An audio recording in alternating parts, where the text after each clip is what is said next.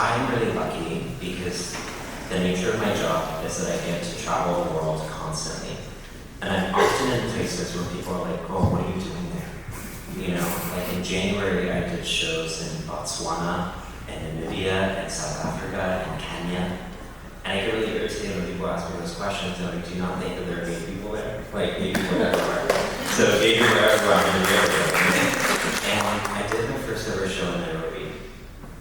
And I was nervous because they told me that for security reasons, we would only release the location 5 hours before.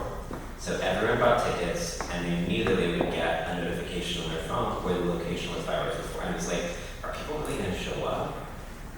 And they showed up. And it was a 70% Desi crowd in Nairobi, right?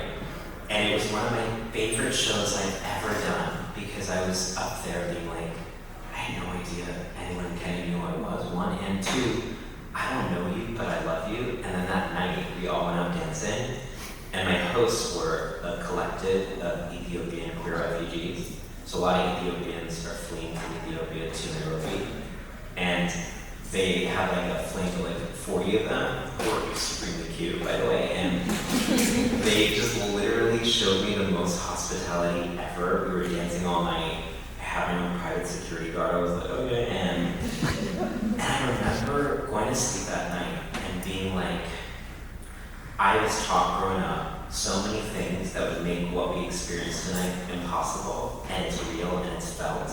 And I remember thinking, like, if there's ever going to be change in the world, it's going to come from outside the US.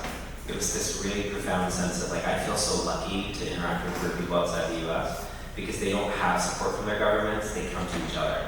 And the community support is so powerful. People are housing each other, people are each other's private security, people are feeding each other.